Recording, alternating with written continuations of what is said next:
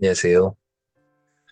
네, 오늘은 책을 많이 읽는데 왜 나 자신은 바뀌지 않을까요? 라는 큰 주제로 어, 생각해보고 또 한번 토론해 보려고 합니다.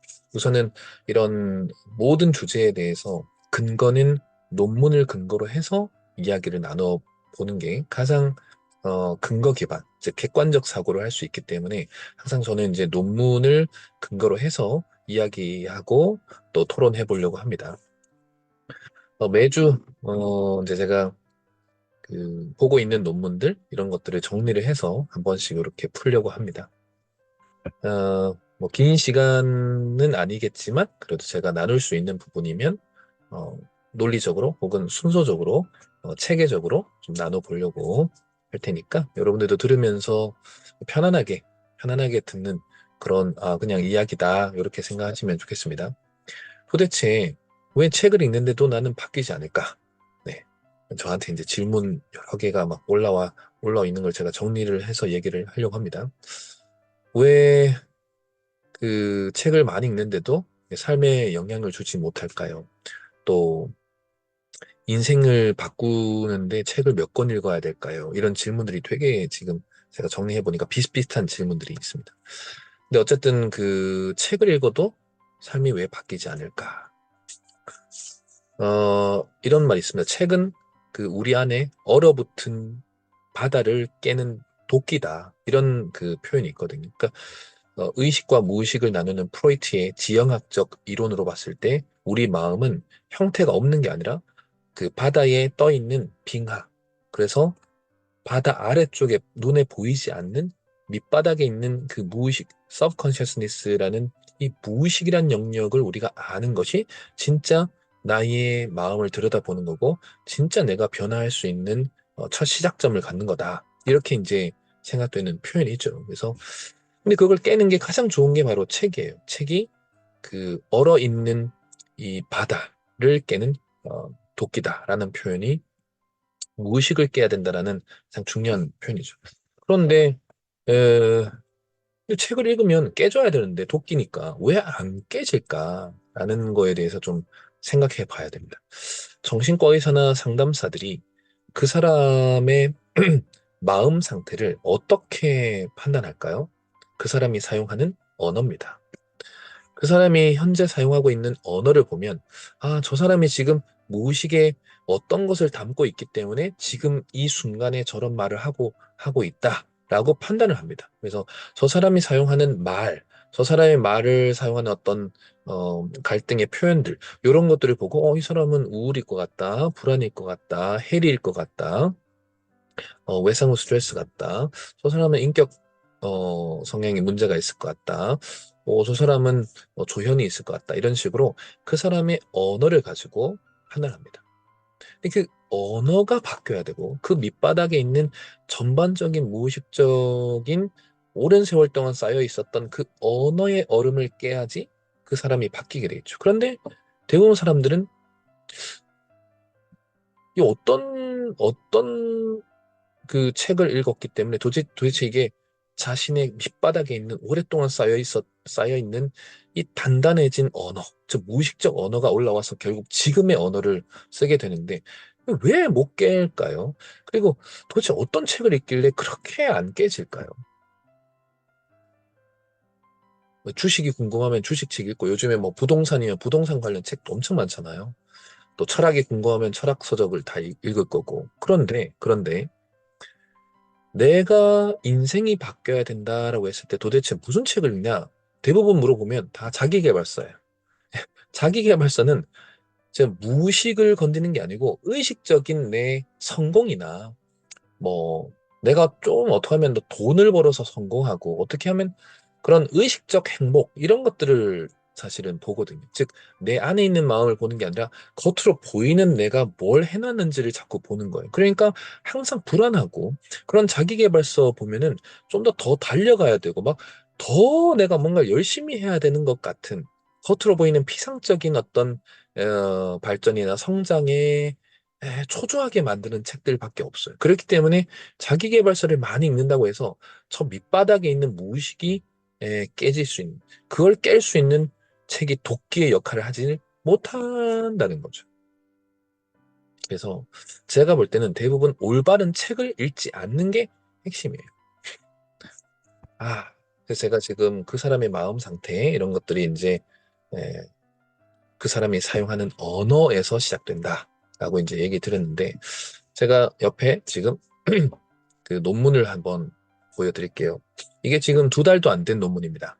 우리나라 카이스트 대학교 석박사와 그 교수님이 쓰신 이성주 교수님이라고 계신데요. 전기전자공학부의 카이스트 그 이성주 교수님 팀에서, 그러니까 석박사생들하고 다 같이 쓴 논문입니다. 논문 제목을 얘기 드리면은 Fed Therapist. 그러니까 Fed Therapist는 이 이성주 교수님 팀에서 정한 그 AI 그 이름 Fed Therapist고요. 요 Fed는 요 뒤에 나오는데 Federated Learning. 그러니까 연합학습이라고 불리는 것 같아요. 제가 볼 때는 이게 새로운 용어니까 우선은 한번 요 문장을 한번 읽어볼게요. Mental Health Monitoring with User-Generated Linguistic Expressions on Smartphones via Federated Learning 이렇게 나왔습니다. 이게 뭐냐면은 연합학습이라는 연합학습이 뭐냐면 AI 우리 핸드폰 있죠. 스마트폰에 AI를 장착해서 내가 그냥 생활하면서 내가 사용하는 음성이 여기에 담겨가지고 내 언어가 이 사람이 우울에 해당되는지 불안에 해당되는지 이런 심리 상태, 정신 건강 상태를 분석해주는 연합해서 이게 학습하는 AI를 통합적으로 Federated Learning, 그 연합학습이라는 개념으로 썼고 이게 on 스마트폰, 스마트폰에 장착되어서 User Generated Linguistic Expression, 그 사용자가 generated, 자기가 만들어내는 linguistic expressions, 언어의 표현들을 가지고 mental health monitoring, 정신 건강에 대한 그 모니터링을 그 관찰을 해서 알아본다. 라는 거죠. 그래서 이 논문에서 이게 2달도 안 된 논문입니다. 이 논문이 실제로 이제 어, 이 논문이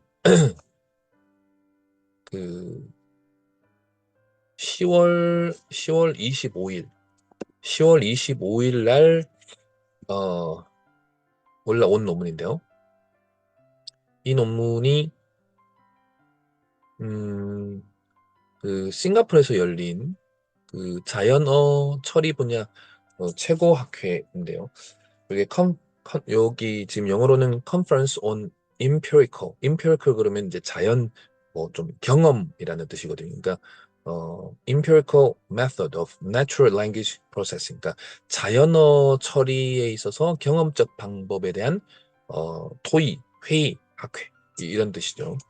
네, 여기에서 이제 이번에 발표된 겁니다. 논문 올라간 거는 10월 25일 날 올라갔고 지금 이 학회가 이루어진 거는 12월 6일부터 10일 동안 싱가포르에서 이제 열린 학회인데 여기서 지금 몇 명을 대상으로 했냐면은 이 논문에서는 46명, 46 participants라는 46명을 대상으로 평상시에 이 사람들이 어떤 말을 많이 썼냐에 따라서 어떤 말을 사용하냐에 따라서 이 사람이 우울한지 이런 것들인지 결정된다고 이렇게 나옵니다.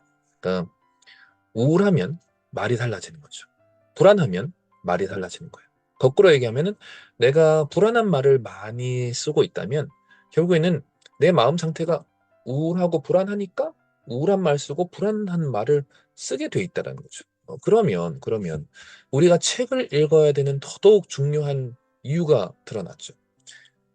내가 사용하는 그 언어를 바꿔야 되는 가장 좋은 도구로서 바로 책이 그 역할을 해주겠죠. 책에 올라가 있는 그 용어들 혹은 그 표현들이 내가 나를 분석하고 그리고 나를 좀 더 건강한 언어나 주관적으로 판단하는 충동적인 언어가 아니라 객관적으로 조절할 수 있고 조정할 수 있는 그 상황에 유연하게 대처할 수 있는 그런 언어를 책에서는 주고 있죠. 그러니까 내가 나를 바꿀 수 있는, 무의식을 건들 수 있는 그런 건강한 표현들이 많은 책을 읽어야 되지 않겠나라는 게 제가 볼 때 핵심입니다. 그래서 가장 안타까운 거는, 아, 음, 그냥 일반적으로 그 자기계발서는 어쨌든 저는 가장 반대하는 책들 중에 하나인데, 그런 자기계발서는요, 그냥 자기가 갖고 있는 그 생각을 깨는 게 아니고, 오히려 자기가 갖고 있는 생각을 더 강화시켜주고, 자기가 갖고 있었던 그런 믿음들을 더더욱 오히려 그냥, 아, 이게 맞구나라는 식으로 겉모습을 강화시키는 그런 글들만 있는 가득한 자기계발서예요. 그러니까 쉽게 말하면 이걸 쳇바퀴형 독서라 하는데, 그냥 계속 달리게끔, 계속 그냥 내 안은 바뀌지 않고 내 겉만 계속 불안해서 더 성공만을 위해서 달려가게 만드는 쳇바퀴형 독서만 하다 보니까 내 안에 있는 내 본질은 바뀌지 않는 거죠. 그래서 저는 그런 자기계발서 말고 오히려 자기 저 내면을 바꿀 수 있는, 내면을 읽을 수 있는 심리학 서적하고 정신과 의사분들이 쓰는 그런 책들을 좀 많이 읽었으면 좋겠다. 그 책들을 보면 그 무의식에 있는 나를 형성하고 있는 그 언어들, 그 언어들을 바꿀 수 있는 표현들이 많이 나와요. 그래서 첫 번째, 책을 읽으면서 이 책은 나에게 무엇을 바꿀 수 있는지를 질문을 주는지, 두 번째, 내가 그러면 내 삶을 바꾸려고 하고 변화시켜 주려고 하는데, 혹은 내 주변에 방해하고 있는 요소가 무엇인지 지적하고 있는 책들. 그리고 내 생각과 내 정신과 그 직면할 수 있는 나에게 내면적 도전을 주는 그런 표현들이 많은 책인지, 이걸 이제 들어봐야죠.